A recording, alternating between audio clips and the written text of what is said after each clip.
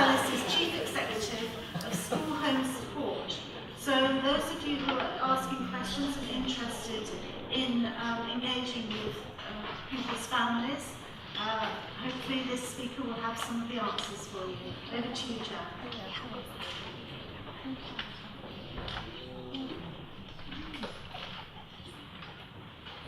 Good morning. School Home Support works in partnership with families, with schools, including a previous Pupil Premium Award winner, and with wider services to engage families in their children's education. And in particular, we work in areas of disadvantage. None of you will be unfamiliar with this table, which shows the very strong correlation between attainment and attendance. And digging a bit deeper under that, preschool meals pupils are 3 times more likely to have unauthorised absence, and they're 2.5 times more likely to be consistently absent from school. And 50% of our children attend all the time or don't miss any more than 5% of their time at school. 0.65% account for 50% of school absences. So, however fantastic your teaching and learning is, if your most vulnerable children aren't there, they're not going to be able to benefit from that, or your catch-up sessions, or all the rest of it. So what we're looking at is getting children in school ready and able to learn. Sorry. What we do when children first come to our attention, they're either presenting with poor attendance or poor behaviour. And we, first of all, get them into school. But crucially, we then go home and look at what's going on at home. And shockingly, nearly 1/3 of our children are living in poverty. 60% of those are living in households with a working adult. And last year, the number of families with a working adult in poverty increased by 200,000. You've probably come across the crisis that is housing at the moment. So many of our children are living in dreadful conditions.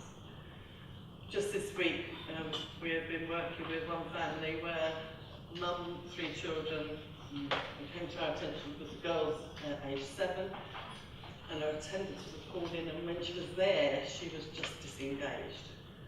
And when Kim, who is a practitioner for that school, went and did the home visit, they were living in a house where they had 1 room, and there were 30, I kid you not, 30 single men living in the rest of the house. So, yeah, it was a bit loud. So, we've worked with her, with the local authority, who weren't quick to engage, but eventually did engage. And we've now got them rehoused into temporary accommodation. It's not perfect, but it's a whole lot better than it was. And she's now got some chance of engaging and benefiting from the excellent teaching that is going on in the school. You all have young carers in your school, and some of them will be invisible. They don't actually want you to know what they have to do at home. You'll find the child who often is persistently late, maybe what they're having to do is take younger siblings to school. We've had one family where the young girl's just doing her GCSEs, and her attendance was terribly erratic and always late, and we got to talking to her, and it was erratic because she was so late taking her siblings to school, coping with her mum, a Class A drug user, and she felt responsible for her siblings. Nobody in the school knew that that was happening for her until we managed to have that conversation. And we've put in support networks for her. But crucially, we got her to school every day for her GCSEs, and she sat them, and we phoned her after and said, how were they? Because nobody else at home was asking her how it was, what was going on for her. And you add to that the domestic violence, the adult mental health issues, and all the other stuff. Kids are dealing with some difficult stuff. So being in school, paying attention, is sometimes really hard.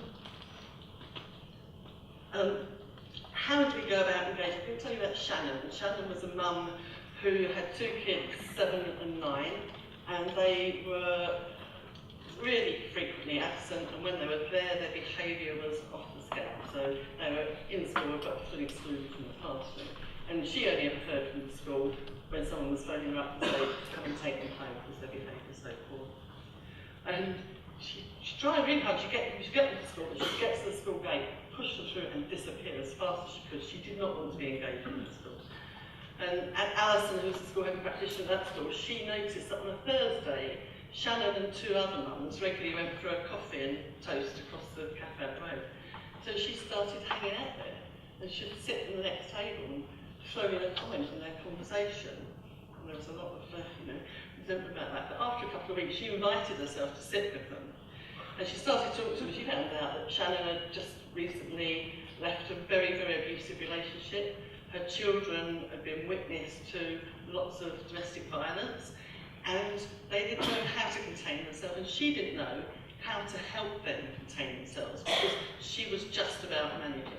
And one of the things Alison talked to her about was that she needs to be well for herself before she could be well for her children. And this was in a school in East London. It was 3 miles from the centre of town. They'd never been to Trafalgar Square. They'd never been to any of the museums. And so she took Shannon and these 2 other mums out on occasional trips to show them what they could do with their children for quite small amounts of money. She then got her volunteering in the school, and that led her to be doing a community development course. And when she was doing that course, she had homework to do, and so she'd be sitting at her kitchen table with her kids, and they'd do their homework together. We helped her. She went on a parenting course, we helped with boundaries, we helped with all of those sorts of things. But the big difference is when her kids saw her engage with her education, it really made a huge impact. And she now is in paid employment in the school, working with the wider community, and they're really proud of her for that. Just going to get some water.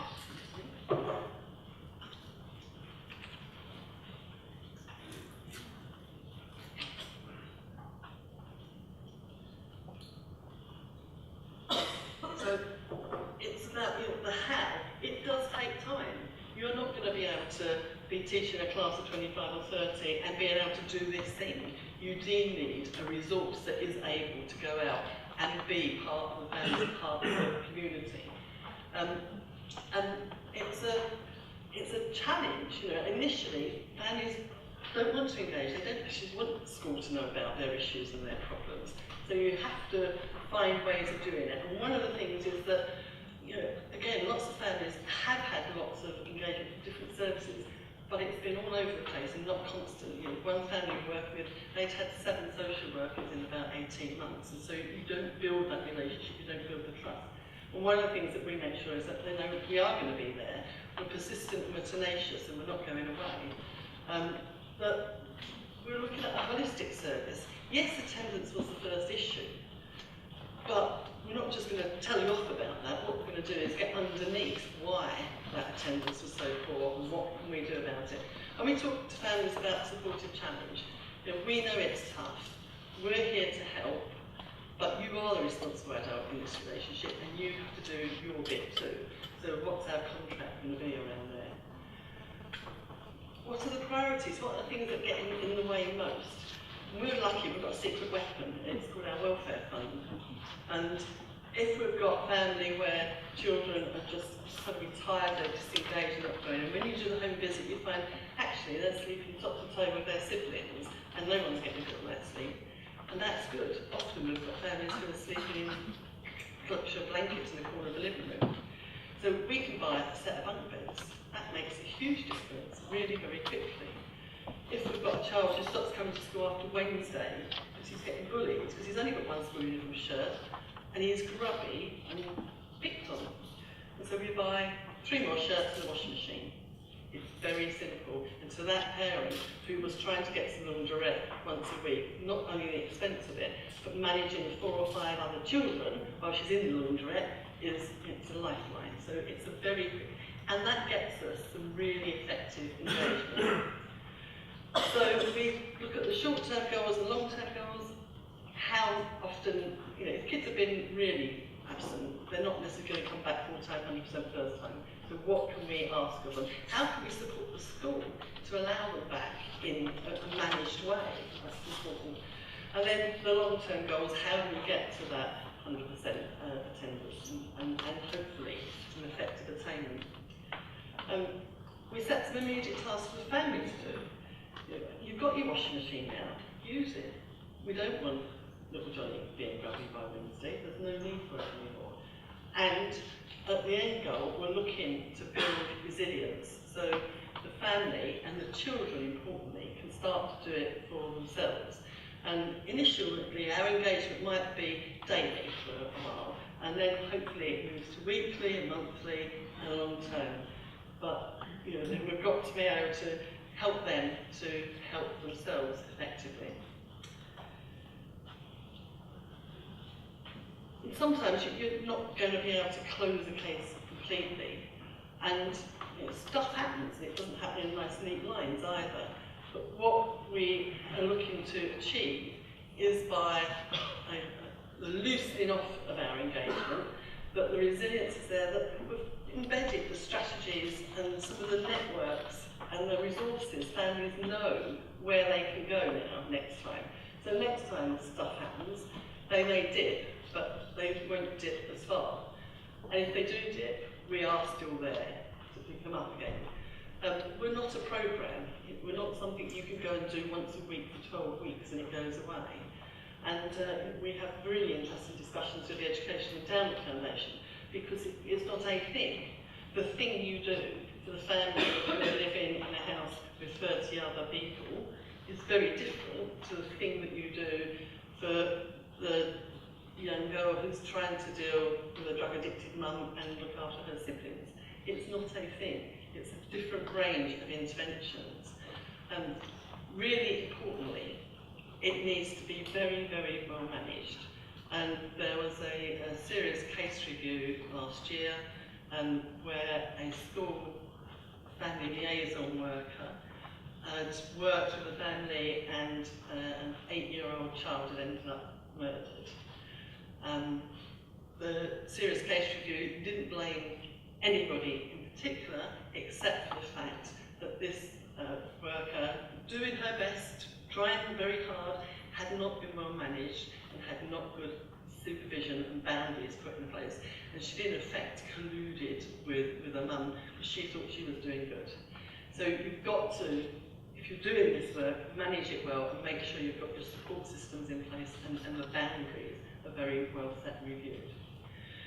So we don't say goodbye to families. We say, we're here if you need us, but hopefully we've moved you on and you won't. And of course, we've not just helped the one child that came to our attention. Most of these families have many siblings, and so we've done it for a group of families, and hopefully we break that cycle of poor parenting, not knowing what good parenting looks like, leading to more poor parenting. So it's great that you're improving your teaching and learning. It's fabulous. I'm chair of governance of a secondary school, and we're outstanding, and we've done lots of concentration on getting our teaching and learning there.